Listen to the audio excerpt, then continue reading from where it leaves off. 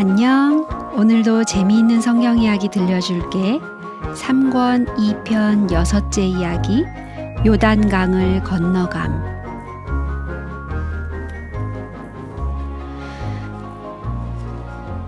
두 정탐꾼은 여리고 서쪽에 있는 산속에 3일간 숨어 있었어요. 그 후에 그들은 요단강을 건너서 이스라엘 진영으로 돌아왔어요. 여호수아가 기다리고 있었어요. 그들은 라합의 말을 되풀이하여 그에게 보고했어요. 그 땅의 모든 거민이 우리 앞에서 간담이 높더이다.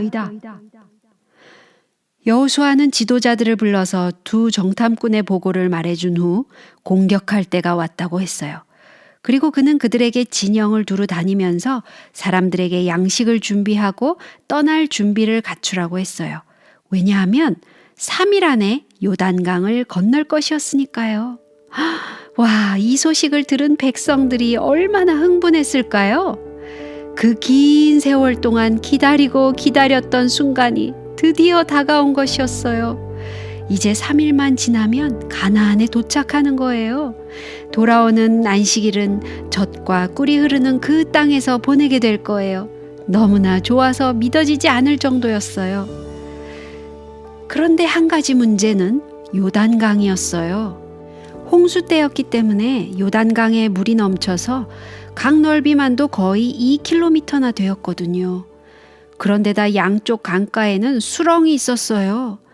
여호수아가 무슨 방법으로 100만 명을 데리고 강을 건널 수 있을까요? 다리를 놓을까요? 아니면 배로 갈까요? 3일이 눈 깜짝할 새에 지나갔어요. 사람들은 기쁨에 넘쳐 있었어요.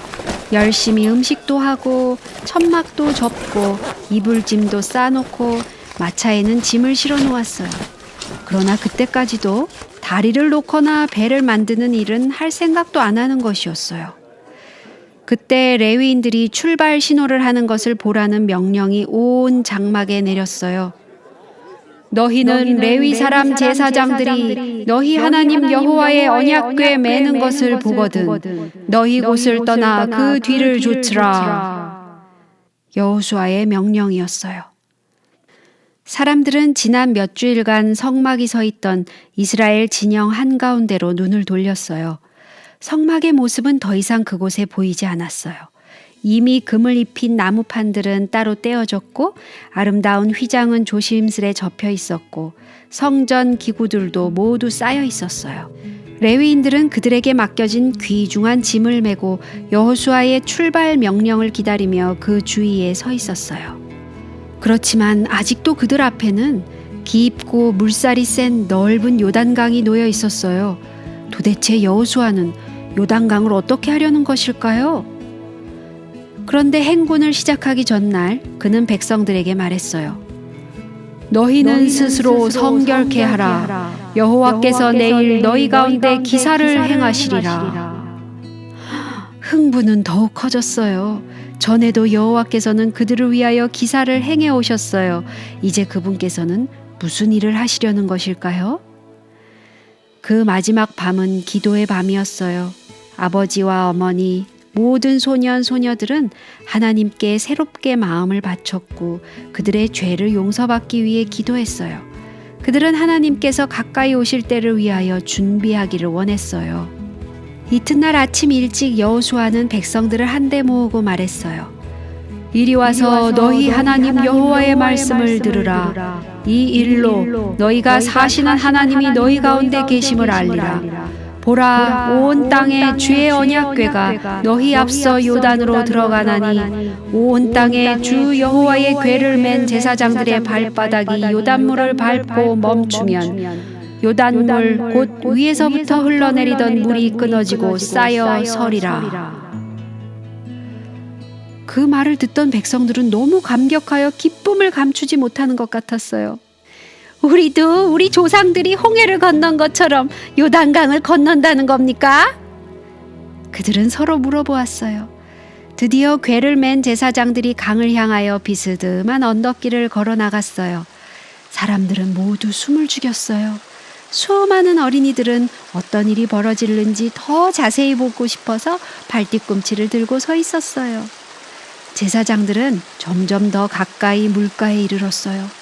강물은 여전히 거세게 출렁이며 흘러가고 있었어요.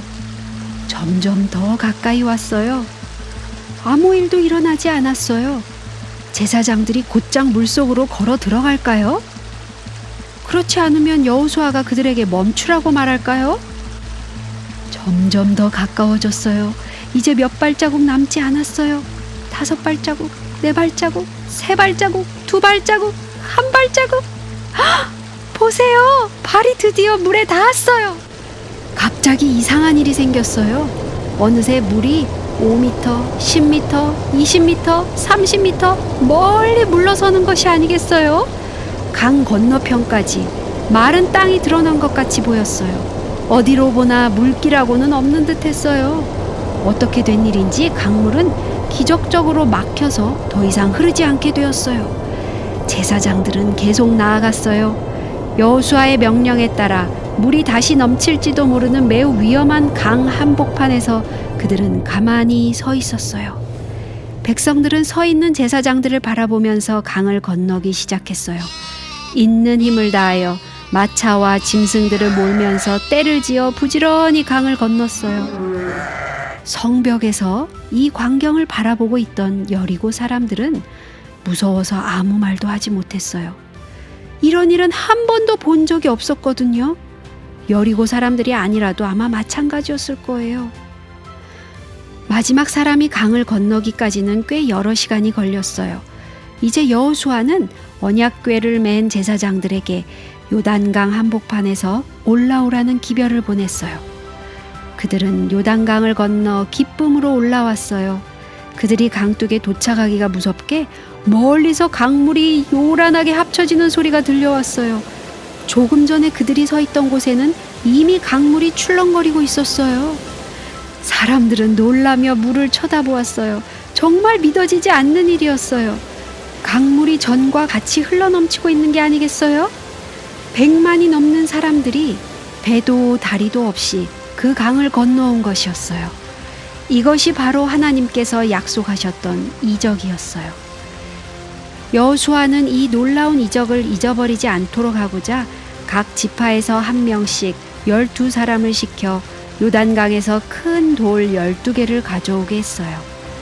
그는 이 놀라운 사건을 기념하기 위해서 그 돌들을 쌓아 올렸어요. 후일에 너희 자손이 그 아비에게 묻기를 이 돌은 무슨 뜻이냐 하거든 너희는 자손에게 알게 하여 이르기를 이스라엘이 마른 땅을 밟고 이 요단을 건넜음이라. 너희 하나님 여호와께서 요단 물을 너희 앞에 마르게 하사 너희로 건너게 하신 것이니 이는 땅의 모든 백성으로 여호와의 손이 능하심을 알게 하며 너희로 너희 하나님 여호와를 영원토록 경외하게 하려 하심이라. 여호수아가 말했어요. 슬프게도 그 돌더미는 세월이 흘러감에 따라 사라져 버렸어요. 동시에 하나님께서 행하신 일도 그들의 기억 속에서 사라지고 말았어요.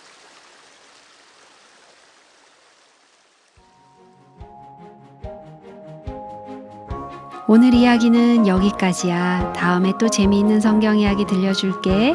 안녕.